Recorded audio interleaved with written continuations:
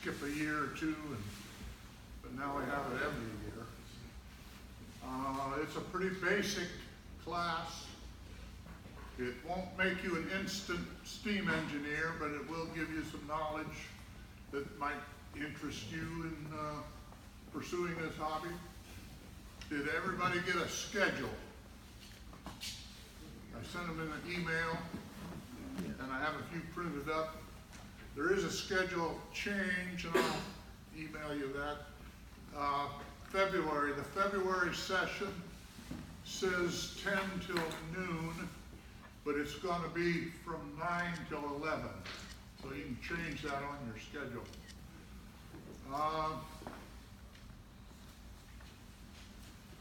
We try to kind of get everybody somewhat acclimated to the basic operation of boilers, their appurtenances, as they call it, how the engines work, how the valve system works on them. We concentrate mostly on the steam traction engine. And come about April, when the ground gets hard, we'll have 3 or 4 of them down there. And you will put the handholds in them, boiler, close up the boiler, fill them with water, light a fire, and our instructors will be there, but they'll just kind of, you know. But anyway, some of you have been to the class before, some of you are old-time engineers around here, and we'll kind of count on you to help out. Any questions? No questions? Restroom? Housekeeping? Right down the way, Okay. right on the left. Great. What was the day of the change in the schedule? February. February 9th. See, we were supposed to have a Steam Fiend winter business meeting here at noon, but that got canceled. And we're going to have it on the 9th instead. 9 to 11? Yeah, just change it from 10 to 9. 9 to 11 on February 9th. Any questions? Any questions? I've been doing this steam school since, what? 2000, no, not 2000, 1975 or 8 or something. And I'm going to retire from it and hand it off to some successor. So, bring up Mr. Dan Kearl. He's the first instructor with his boiler lecture. He's going to give you some history, and after the class we'll go down to the cutaway boiler, and Bob Biswell, one of our other instructors, is going to show you how they work. Any other questions? No? No. Thank you. Before we start, I really would like to recognize Gary for his quite literally decades of being the dean of the Western Steam Fiend Steam School. So I think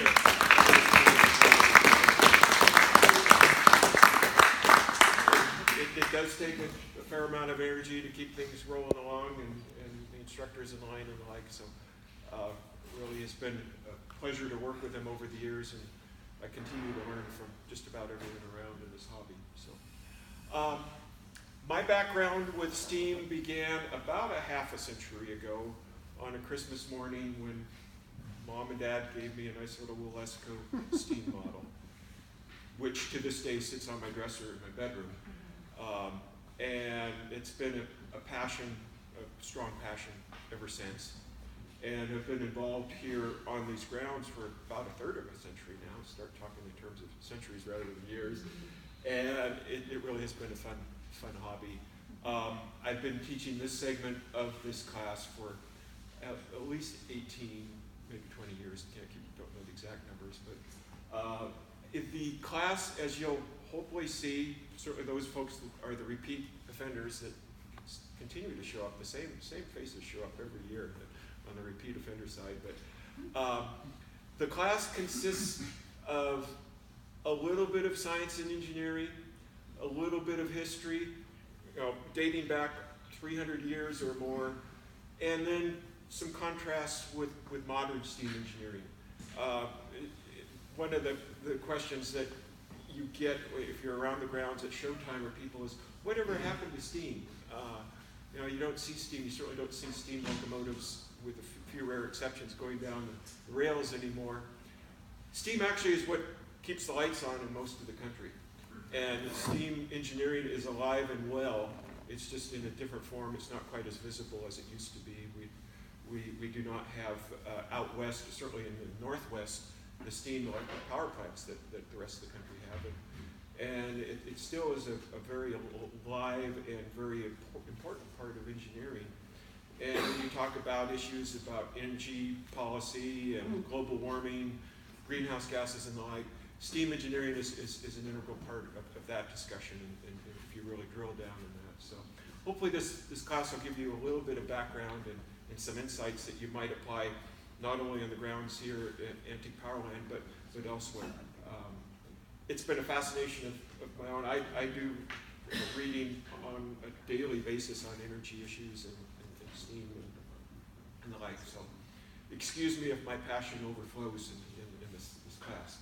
So specifics, we're going to talk just a little bit about what steam is from more of a chemistry and physics point of view. And then give just a quick flyby of what would constitute a sophomore level mechanical engineering discussion of heat transfer. There's 3 different forms of heat transfer that come to play, and if you can appreciate those three forms, going forward when you look at how boilers have evolved, you can see how that heat transfer and considerations for that heat transfer have folded into boiler design over quite literally 300 years worth of history. We'll walk through about 150 or 200 years worth of boiler design in about 10 or 15 minutes, and then probably take a break somewhere around this part of the talk, and that would be kind of a midpoint in my portion of the presentation. Then we'll come back and talk about safety. And with like a lot of things in life, safety is first and foremost in this hobby. It's a great hobby, it's a fascinating hobby, and it's very enjoyable. But there certainly are safety considerations that come into play, and I want to convey those without being too somber, too dark. But there definitely are some safety considerations that come into play. And then it's kind of hard to wave my hands with our antique overhead slides here and give you a good idea of what a boiler is all about. And the best way to do that is look at one boiler that was sacrificed several decades ago for a model or a visualization aid. It's our cutaway boiler. And Bob, raise your hand, Bob. Bob Biswell will be taking you out and giving you a kind of a first-hand discussion of the locomotive style boiler, which by far and away is the most common boiler that you encounter on these grounds, and probably more general in the steam hobby as we know it. And having a good understanding of how the various bits and bobs and pieces of a locomotive boiler is one important takeaway. Included in your handouts, I believe, is a case manual. Case manual, yeah. That has a real good discussion that should supplement what I'm conveying. It talks quite a bit about the locomotive style boiler and more generally the traction engines. And as you perhaps already appreciate looking ahead in the classes, we're going to talk about engines and the appurtenances that go on the outside of a boiler as separate talks. My talk today is kind of a foundational one around the boilers. So please raise your hand at any time. Let me know if you have a question. Raise your hand if you can add something to the conversation based on your experience. Do we have any boiler inspectors or boiler operators in the crowd this year? Operator. Okay. On multiple occasions, I've had professionals that deal with steam boilers every day in the class, and so they try. I try and not exaggerate too many things and stay honest when I have people that know a lot more than I do in the room. When we have a professional in the class, don't you sit down and make it? Yeah. But we have had quite a lot. I think we've had an Oregon State boiler inspector, we've had a Washington State boiler inspector, we've had a guy that works for the city of Seattle as a boiler inspector in here in various years, and sort of they offer insight and the like. And so if I did have someone like that, because I kind of, if a question comes up, I can answer, I look to that person. But okay, so I'm safe. I can exaggerate and embellish things without getting caught. Anyway, so please make it interactive, and we'll jump right into steam. Now, when I had that little Wilesco steam engine many, many years ago, right next to the Christmas tree, didn't burn the house down any, but most of us associate steam as being that white vapor that comes off from a steam engine, or comes off from a safety valve when the safety valve goes off, or comes off from a tea kettle on the stovetop. Well, that's actually truly not steam. Steam is invisible. Steam is just like the nitrogen and oxygen gases that are in this room. Steam is just the gaseous form of water. What you're seeing in the white misty stuff is actually finely very small particles of water. They're suspended, and it is definitely associated with steam, but it's that invisible gaseous phase that's condensed a little bit and forms the mist, so to speak. Although I still, casually to this day, oh, that's a cloud of steam. Well, it's actually a cloud of water vapor. Anyway, water, this time of year, you'll find it in all three forms. You'll find it in the gaseous form. We have a certain amount of water in the atmosphere at all times. And for those of you that follow weather, the relative humidity or the saturation of the atmosphere is an indication of that. Colder times of year, of course, you have water as a solid, and then liquid, certainly in copious quantities this time in Western Oregon.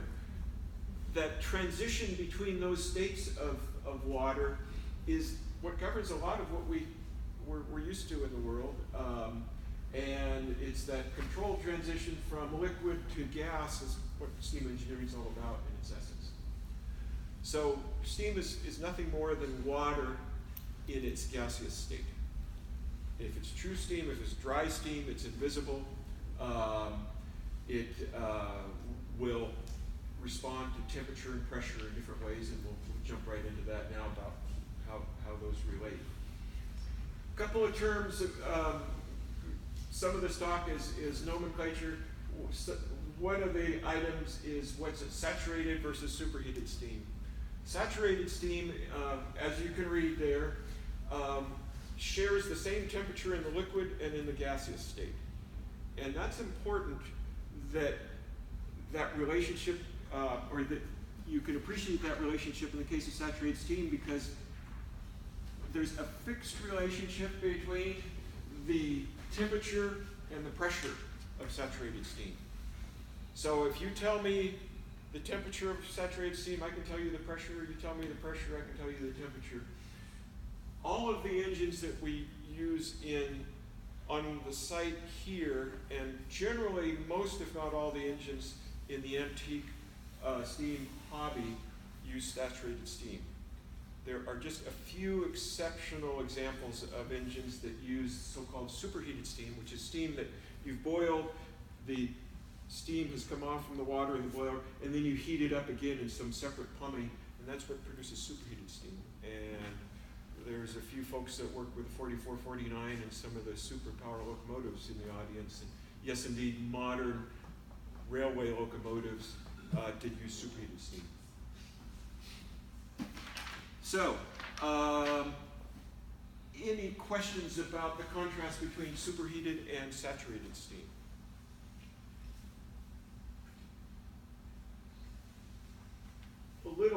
One of the factoids, and it plays into safety later on, is if you take a cubic foot of water, heat it up without boiling to its boiling temperature at atmospheric pressure, and then allow it to turn to steam, it will increase, that 1 cubic foot of water will increase 1700 fold to 1600 cubic feet of steam. So it's a very large change in volume when you go from a liquid state to a gas state. And if you had to add a little tiny bit of energy to that, you have the makings of an explosion.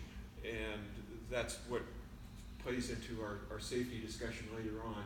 There's any boiler, and in particular some of the larger boilers that we have around here, there's a large amount of stored energy in a steam boiler that you want to put to useful work through a steam engine rather than putting into destructive work in a steam explosion. So more on that later. So roughly 1,700 time expansion ratio from liquid to gas. And if you take it at 100 psi gauge or 100 psi pressure, that expansion is smaller because it's compressed. The temperature is higher though as well. So these are a couple of fixed different points. A couple of takeaways on boiling temperatures and pressure. So atmosphere, 212 Fahrenheit. And at 100 psi, which is generally speaking where a lot of our boilers operate, the temperature of the steam is about 338 Fahrenheit, which is about the temperature you bake cookies at and you roast your chicken at. So it's a respectable temperature. It's very hot, and you certainly can get burned very readily from it. But hang on to those numbers, and we'll talk about some modern temperature and pressures here in just a moment. Finally, when you general discussion of steam, you talk about the quality of steam. This isn't whether it comes out of a Chinese versus an American manufacturing facility or anything. This is a measure of how much liquid is entrained, or moisture is entrained, vapor is entrained into it. When you're using steam in reciprocating steam engines like we are here, or even more importantly, when you're using it in steam turbines like you're using it in modern power plant technology, you want it to be very dry. You don't want any water in it. You want it to have a lot of opportunity to use its so-called expansive force to move wheels around and the like. And water is a bad thing. It can damage the mechanism, and to a certain degree, reciprocating engines are prone to that, but even more so turbines. So a quality steam is a hot, dry steam with little entrained moisture. Okay. To give you an idea, this is pulling from old versus new here. These are from some old texts. On the side here, during the break, you take a look. I brought a few of the old books that I have used to put together this talk, and one of my hobbies on the side is collecting vintage technology books, and there's a lot of interesting stuff in them, and they're fascinating diagrams and the like. And these are just some examples from one set of books, and at the end of the handout, you can see references and see where some of this material came from. But give you an idea of the operating pressures of the various steam engines in what would be called, might be loosely called vintage steam. Heating boilers, as kind of generically shown by a turn of the last century heating boiler on the upper left, might only be a few psi. You don't have to crank up the pressure to get a useful heating action in most buildings. So 5 to 15 psi probably is the range of what you encounter heating boilers at. And many of your large facilities, schools, colleges, and the like, still use steam heat. Rarely in those facilities is it in excess of 15 psi, although they're, like a big university might go up to 60 psi. The classic steamboats, the side wheeler, stern wheeler steamboats, the Mississippi River steamboats of the mid 1800s weren't all that high pressure, 25 to say 50 pounds per square inch. And then steam engines that you might find around here, stationary steam engines are in the 100 psi range. And then if you start to get into the early third of the 1900s and the like, where marine steam really took big advances, that's when you start to have steam pressures in excess of 100 pounds, some superheat involved, and then the big railway locomotives at their very peak, which would be the late 40s, early 50s, upwards to in excess of 250 to 300 psi with some superheating. So your 4449s and 700 locomotives that you'll find up in Portland, I think they're 275. Someone might confirm or correct me on that with some amount of superheating. So that's the range of pressures that you find in vintage steam, and I'll get into the range of pressures in modern steam, and it's amazing where technology has gone in the interim. Okay, a little bit more science, a little bit more engineering, then maybe I'll get to perhaps a more interesting part of the talk. Temperature.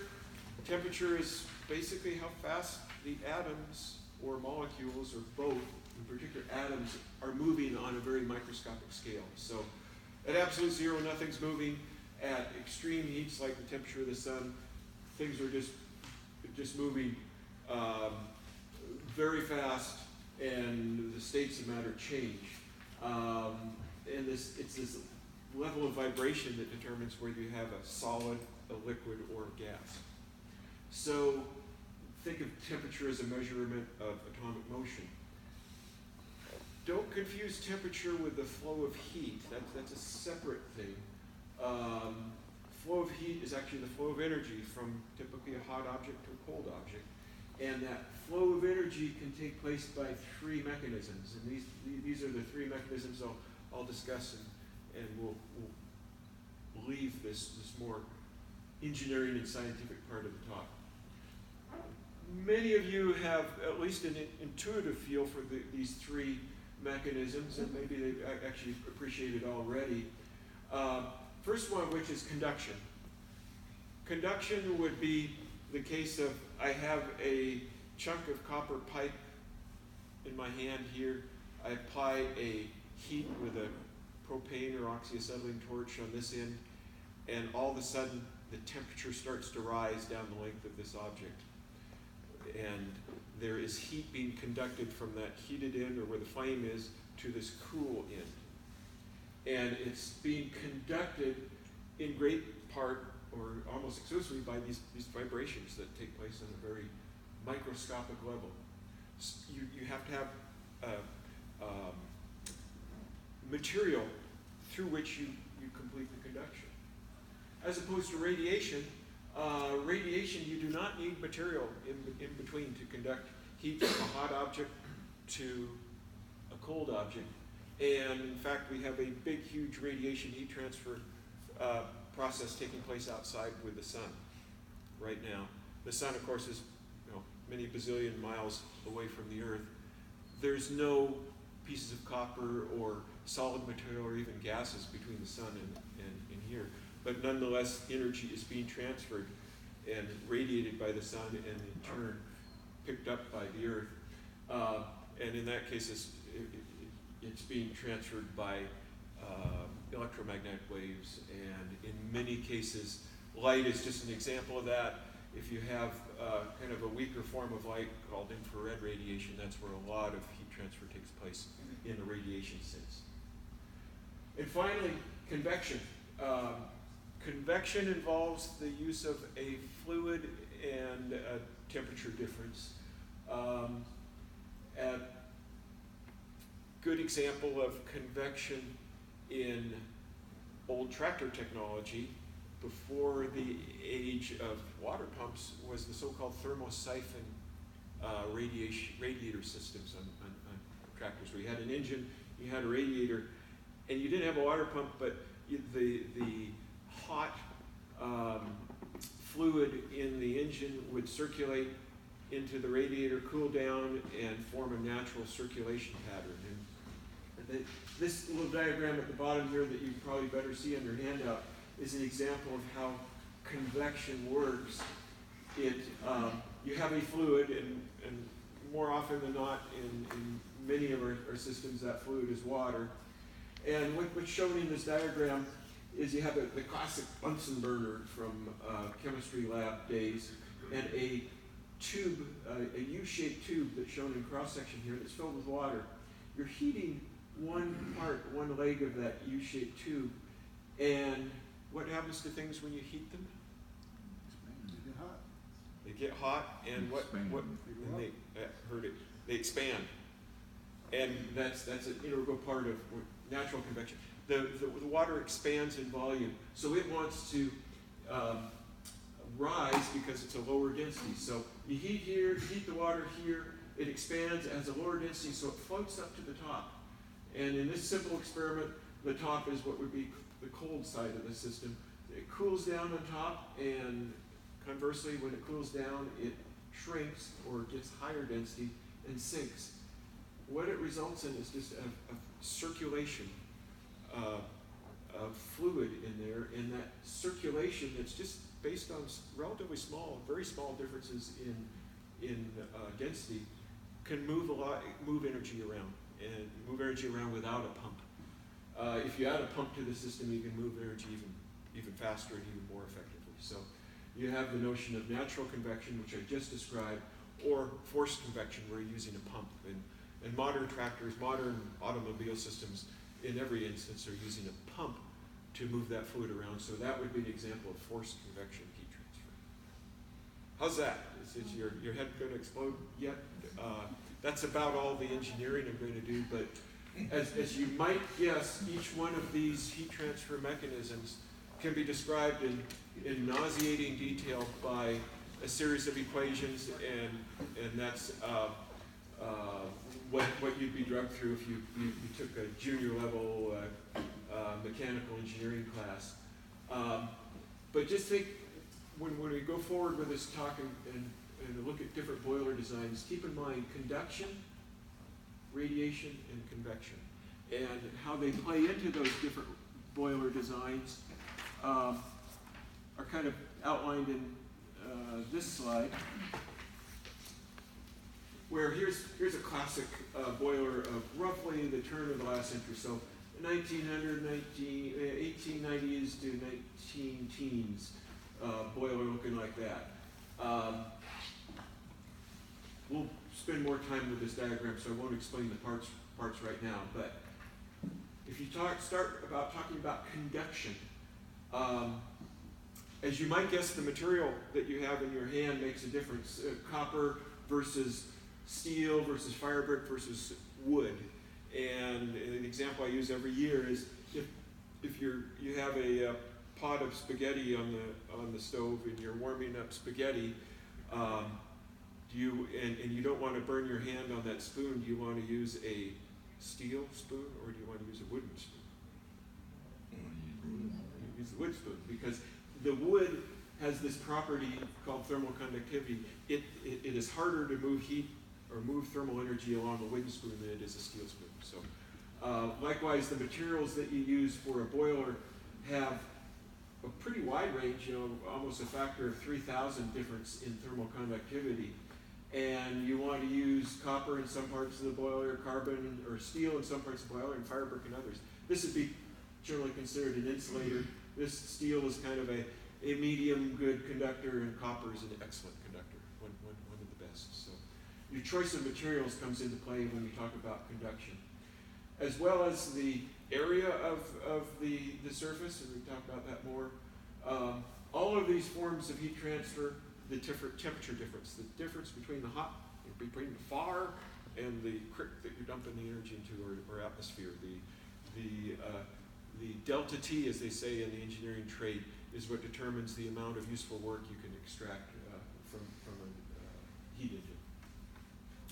And finally, when you're doing conduction, if you want to, if say I want to heat up this, if I've got my flame here and I've got my finger here, it's going to be easier to transfer more energy from the flame to my finger if it's a shorter distance or a thinner wall. And the wall thickness, as it turns out in boilers, is a major consideration because you're making some trade-offs there of strength versus heat transfer. Okay, heat transfer by radiation. Same sort of ideas. You don't have any materials to deal with because you can very effectively transfer radiatively through a vacuum. And in fact, that's in part one of the shortcomings of a thermos bottle is that you still are transferring heat across that vacuum. But surface area, temperature difference, and distance all come into play with it, and if you write out these real elaborate equations of heat transfer, radiation actually has a very powerful form of temperature, a term of temperature. It's T to the 4th power, if you're into math. And that means a fairly small change in temperature will result in a huge change in the amount of radiation heat transfer. And there definitely is radiation heat transfer in our antique boilers. This isn't just a whizmo gee whiz science discussion. It plays a big difference in when you have, in particular in the firebox, a lot of your energy is being transferred radiatively. And finally, by convection, same sort of terms as these other forms, the area, temperature difference, and then the circulation. And as we talked about, if you want to make a more effective convective heat transfer system, you move the fluid around. In your handout, but not very well conveyed in this overhead slide, is another picture from a vintage textbook. This is a microscopic cross-section through the wall of a boiler, or the boiler shell. And down here at the bottom, what they've represented pictorially is the fire. You might have a combustion temperatures on the order of 2,500 degrees Fahrenheit or so, plus or minus quite a bit. And then the water inside the boiler that is actually going to be creating the steam would be, as they've conveyed here, a temperature of about 225 Fahrenheit. So is that at 100 psi at 225 A Fahrenheit? little less. Like 90 psi. Actually, it's just a little bit above atmosphere. It's at 212 is your atmospheric boiling point, so this is probably just at a few psi if it's in fact 225. You go back to that steam chart, and they have these massive books called steam tables that show all the relationships of temperature, pressure, and for that matter, the energy content. So this boiler is probably a heating boiler, at least in this example. You're not using it as a power boiler or anything. So, okay, getting back to our microscopic cross section here, we have the steel shell itself, and in a brand new boiler, you have fire on one side of the shell and water on the other side of the shell, and none of this gunk in between. And you would get much better heat transfer. Well, anything short of a new boiler, after you've used it for a half hour, you will develop on the water side this crusty scale stuff, which is bad hombres for heat transfer. It's basically the dissolved minerals and the like in the water that precipitate out on the surface of the boiler shell. And then on the fire side, you get soot, as one might expect. And both of those do a lot to impair the heat transfer and slow things down. And more importantly, it can degrade the steel because it can heat things up in the wrong way. So if you look closely at this diagram, you'll see that they have some temperatures indicated. Say, right on the outside of the soot, you might be at 600 degrees, whereas at the outside, or the surface of the steel, it's 440 Fahrenheit. So you have, 160 degree temperature drop just across this few thousandths of an inch of soot. Soot's a bad thing for boiler efficiency. Likewise, on the scale on the water side, you have a big temperature drop across there. So this is kind of an illustration of, at least of conduction, how things come to play. This is an insulator, this is an insulator, this is kind of a mediocre conductor. Water, when you have convection on it, would produce good heat transfer. In the firebox, when you've got flames and moving gases, you've got convective heat transfer taking place there. But more from a visualization and a historical point of view. And you can add a whole nauseating amount of science on top of that if you like, but for our purposes, we're not going to do that today. Any questions with what might be the most academic part of the topic? About the soot and the Yes. scale, is there like a rule of thumb for, 10 thousandths of soot does Yeah. so many degrees? I'm going to have to go to my notes on that. There are, and it's a big number. Just a second, let me get to the right sheet here. Yeah, okay, so if you have a scale thickness of 95 thousandths of an inch, so 1/10 of an inch, which if you're using crummy water and you're not doing boiler maintenance, you can easily get 1/10 of an inch of scale on a fire tube. Expect losses of 10% or greater. Okay. So, you know, if boiler economy and fuel economy is your big concern, 10% there. So that's on the water side of the equation here, water side here. So if this was 1/10 of an inch, and boy, if anyone's taken a peek, you will take a peek in the inside of boilers, and I'll guarantee you that some of the boilers around here, you've got 1/10 of an inch or more of scale on the water side. Okay. Where does that energy go?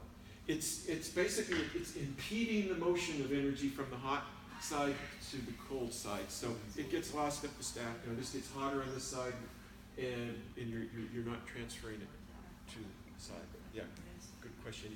You just think of it as an impediment to the flow of energy.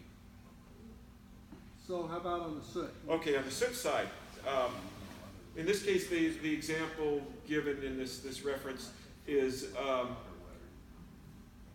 20 thousandths of an inch.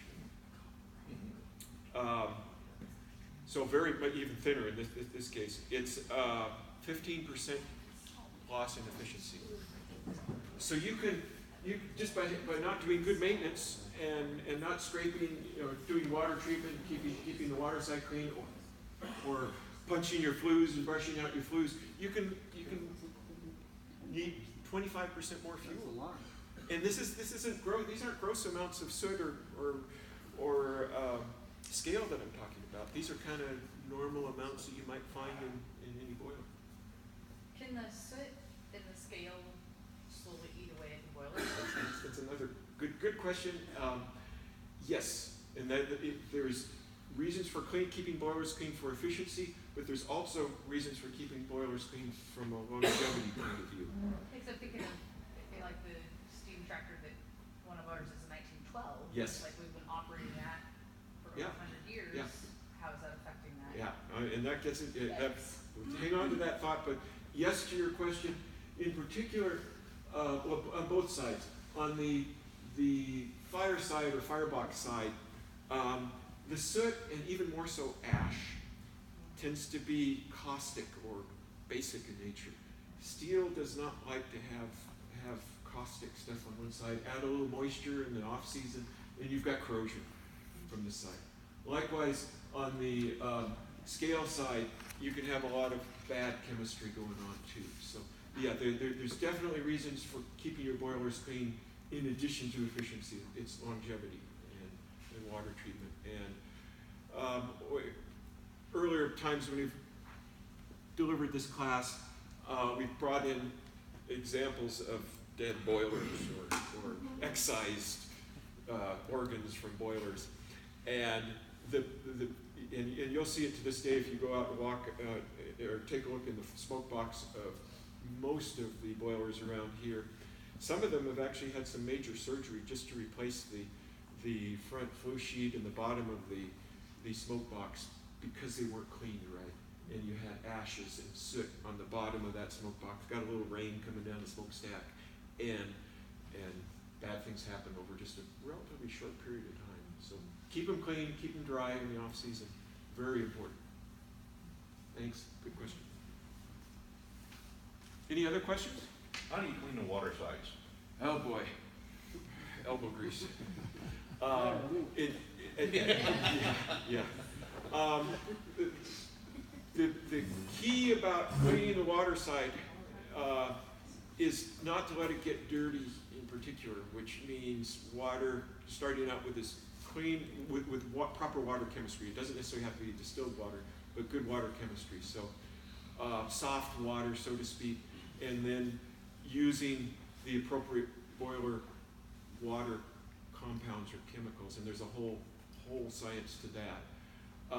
And those chemicals can, in a very useful way, you reduce the amount of scale that grows there, and to some degree eliminate scale that has grown on there. It's kind of like good dental health.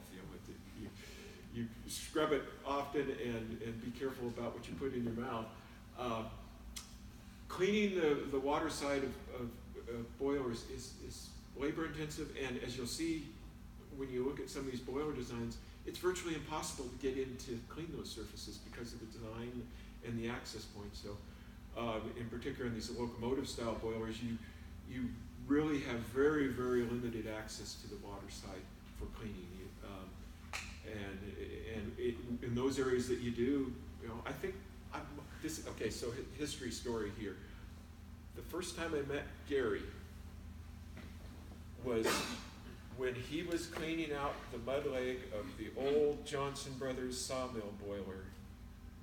And he was on his side with his up to his shoulder, trying to drag out sediment and sludge from the bottom of that boiler. And really, even though you can work long and hard on those boilers, you're only getting out a small fraction of the dirt and sediment that's in there. So it's very hard to clean the water side of the boiler is the message here. But that's the first time I met Gary was him cleaning. There's a photo around here somewhere. They crawling out of one of those little Russell 5-doors. Yes. 50 years ago. Yeah. Some of us don't fit through those doors quite as easily as we used to. But yeah, likewise cleaning the fireside too. In a locomotive style boiler, it's easier to clean the fireside than it is the water side. I think it's safe to say, because you can punch the flues or run brushes through from the front end of the boiler, and you can get in the firebox of the boilers and get very dirty and do some brushing and scrubbing and the like. And several of us have some history and some stories to tell about climbing in fireboxes. A lot of work is probably the simplest answer to your question. Any other questions? So yeah, soot, scale, bad stuff. And it doesn't take much to be bad. Okay, moving along. How you doing there? Okay, now that we've got kind of the most painful part of the talk out of the way, we're going to actually take a look at different boilers and how they've evolved over the years. And I hope as we make this 250-year tour of boiler designs, you kind of hang on to some of these factors that one might have in their mind when they sit down and create a power boiler. And most of my discussions are around power boilers. In other words, boilers that are being used to be hooked up with engines as opposed to boilers that are just heating buildings and the like. First and foremost, as this is my second time of emphasizing, and there'll be about 6 more, safety. There are boiler designs, just by the way they're laid out, that are inherently more safe than others. And the safest of boiler designs is not going to overcome the carelessness of a bad operator. So, application. A lot of the examples of what we're using around here are farm logging, more of a, what would you call it, maybe a casual operating environment, as opposed to a stationary power plant where even 100 years ago you'd have a chemistry lab and they'd be looking at water chemistry and being careful attention to some detail that we can't do out in the field that we're working with. And kind of halfway in between marine and railway, certainly when we're trying to find places to put your water tanks along a train route, they probably were trying to find sources of water that weren't hard water, but in a lot of cases, especially going across the desert west, you got the water that you did, and it had the minerals in it that it had, and the like. So anyway, applications ranging, and this is in a vintage sense. Type of engine, whether you're dealing with a non-condensing reciprocating engine like we do here, or high zoot, high temperature turbine. When it comes time to actually using one of our steam engines, in particular using one of our steam engines against a real load, if you're using it for thrashing or go hook it up, we have a big huge mine fan that works as a good load. A boiler is a different animal when it's being worked. The putzing around here that we do for parades and the like, you're really not working the engine. But if you go from sitting there idly to really pulling a hard load on a thrasher, it's amazing to see how different the whole system responds to that. and in particular how well it accommodates that range of loads. And different boilers will respond differently to range of loads. And if you have an application where you're just running the same load day in and day out, like you might if you're generating electricity, it's one thing. But if you're trying to follow a load that goes up and down on every other minute basis, it's another. And boiler design plays into that. We've talked quite a bit about pressure and temperature already. Fuel, certainly in this day and age, just about everyone of us is cognizant of fuel costs. Maybe 100 years ago, it might not have been a factor, but it certainly was. A good example in farm traction engines is, believe it or not, and I find it still hard to believe to this day, out in the Midwest, straw was the primary fuel for some of the traction engines out there. Because you had a huge amount of straw available. You didn't have trees and forests, and maybe you had coal mines a few hundred miles away and you could burn coal out there, and indeed they did, but burning straw in a working traction engine, boy, you'd have to be moving a lot of straw to keep that engine happy. The old timers said that the straw, when you had a bum type there with a flat one, you just kept forking the straw in there. But they said the straw burned about as hot as oil. Yeah. And it was more efficient than what they, you would imagine. Yeah, it burns great, but it's just that you probably were shoving straw in it 100% of the time, I would guess. So it was a byproduct of threshing. You bet. So you're using your Yeah. waste Yeah. to get the job done. Yeah, but they did have fireboxes that were specifically designed for straw burning, as opposed to coal or wood, which would be more common, and certainly out here wood. Do you have another comment, Gary? Nope. So fuel, in this day and age, fuel costs are everything in many respects. Material strength and limits. Materials, as I walk through the history of boilers, you'll see that how you could design a boiler and how high a temperature, how high pressure you could take a boiler to was in many ways limited by the materials that you had at hand. And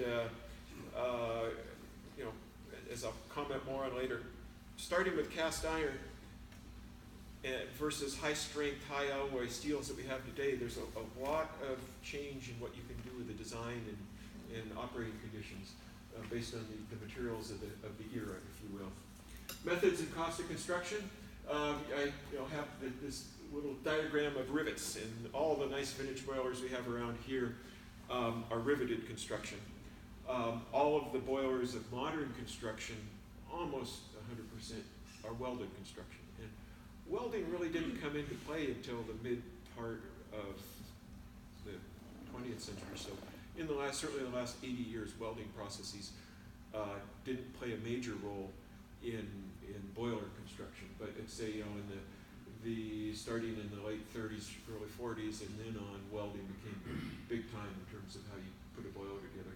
Even though there was a period of time where you're using maybe a hybrid of the two. Related to that, we've touched on this ease of maintenance and repair. How can you get in the boiler to clean out the scale from the inside or the soot from the fireside? And then, so all those are factors, and kind of keep those in mind. I'm not necessarily going to flag them every step along the way when we walk through these boiler designs, but keep those in mind. Another thing to kind of do a little mental test each time I throw a new boiler at you is whether it would be considered an internally versus an externally fired boiler. And that more or less means is the fire completely surrounded or nearly completely surrounded by water? That would be called an internally fired boiler, versus is the boiler sitting in a big brick structure and most of the fire is on the outside of the boiler, and that would be called an externally fired boiler, and I'll give you examples of that. And then there are other two major categories that I would like you to take home with you, whether it's a fire tube or a water tube boiler. And the simplest way of explaining that is if you have a tube, which we'll get into more. If the fire is on the inside, it's a fire tube boiler. If the water is on the inside, it's a water tube boiler. And the whole design kind of revolves around that. In general, you'll find that the more vintage boilers are fire tube boilers, although that's not 100% true. but I think it's safe to say all of the modern power boilers, at least, are water tube boilers this year. And there's reasons that are buried up here in terms of material efficiency, blah, blah, blah, for that to be the case. So internal versus external fired, and water tube versus fire tube boilers. So kind of give yourself a little self-test along the way as we walk through different boilers. Okay, Mr. Peabody, let's turn the Wayback Machine. How many people know Mr. Peabody and the Wayback Machine? Okay, that's not too bad, about half the crew. I'm sure that Mr. Peabody's on YouTube for the other half of the crew. Turn the Wayback Machine, 300 plus years ago now, to southwest England. Cornwall, the mining districts of Wales, but in general, the southwest side of England is where a lot of boiler design history has its origins. Not all, but a lot.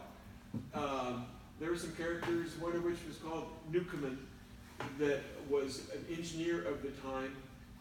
He had both a boiler as well as an engine named after him. So 1700s. Materials of the era at that time, you didn't have steel, you didn't have high-strength superalloys, you did have copper, you did not have much beyond cast iron to build up wrought iron.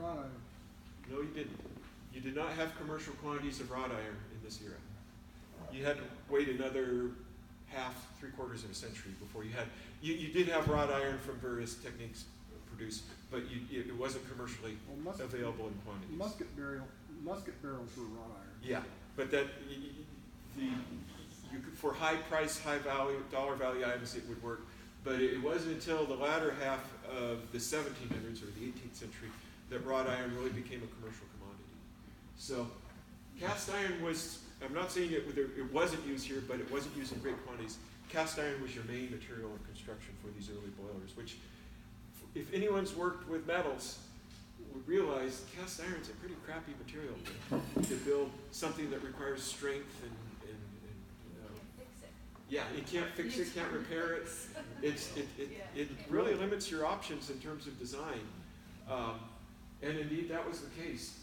So this Newcomen style boiler really wasn't so much a boiler in the sense that we think of boilers, building up steam pressure, that you push that steam into a cylinder and the steam pressure worked an engine.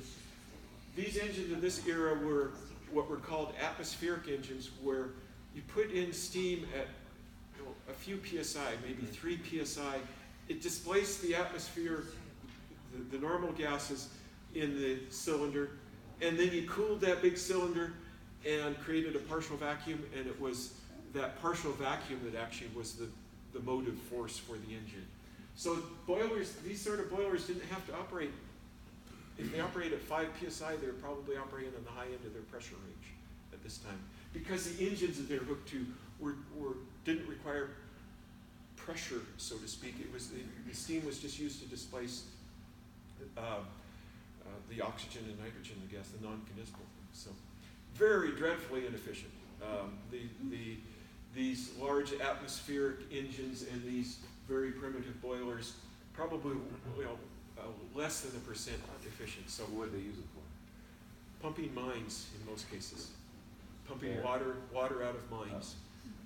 You'll find that most of this early steam engineering was associated with getting water out of mines. Yeah, exactly. Yeah, because the deeper you dug for, be it coal or copper or tin, and all of which were in this part of the UK, water is always a problem. And as you might guess, it takes a lot of work to get water out of mines. And so that was the big economic impetus to steam engineering, was getting water out of mines. Later on, it was railroads and power and mills and the like, but pumping water out of mines. So, as you might guess for this boiler, let's walk through it. Is it a fire tube or a water tube boiler? Neither. Thank you. Good. Is it an externally or internally fired boiler? External. Yeah, you've got a big brick surrounding that constitutes the so-called furnace, and then basically this is just a pot of water sitting on top of a fire. A cast iron, probably mostly cast iron pot of water sitting on top of a fire. Very low pressure operation. There are some rudimentary safety valves, and the way you got water in it, since it was operating at 5 psi, all you needed to do is put a water tank, 20 feet up, 50 feet up in the air. You didn't need a pump or anything. You just opened the valve and the water would go in. Very low pressure. Water gauge, in this case, and the article is quite, this write-up's interesting. You had shoes of the era apparently were wood, and you just kick the side of the boiler, and if you got a hollow sound, you need to add water. If you got a sound that sounded like there's water at an appropriate level, that's where your water was. Were these boilers, did they blow up? Yeah, probably so. Did they still have a lot of stored energy. This is a big, huge pot of water with many hundreds of gallons of water in it. So it wasn't like they were safe just because they're a low pressure boiler. So it was better part of the 18th century that this was the kind of the state of the art of steam boilers, more or less refined pots of water. Shape of the boiler.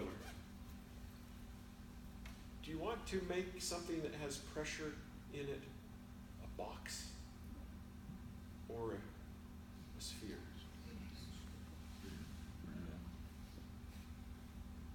Nature abhors a flat surface in boiler design because pressure wants to bulge it out.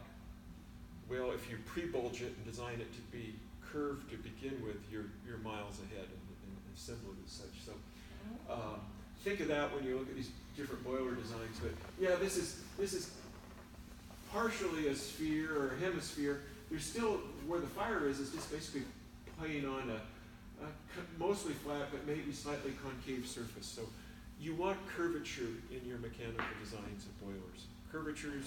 Curves are good, flats are bad. And when Bob walks you through the locomotive style boiler, there's a lot of things that become apparent in that, stays in particular. Okay, haystack boiler, kind of the same sort of thing, a little bit more refined.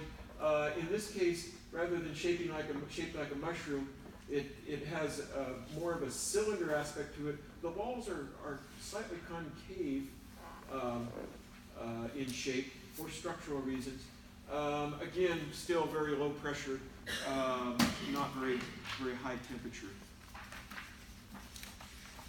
Moving along, at least a half a century. Newcomen was a big name in steam. A name that you might even recognize, even if you haven't studied steam before, is Watt. James Watt. Nice Scottish engineer. He had, in addition to this boiler design, he was big in engines, and some of the second generation mine pumping engines. These are big, huge beam engines, and they're just beautiful engines if you have a chance to look at them. But James Watt, for his big beam engines, wanted to improve upon the haystack and the mushroom boiler, and had the so-called wagon top boiler. You could scale it more, if you need more heating surface, you made it longer.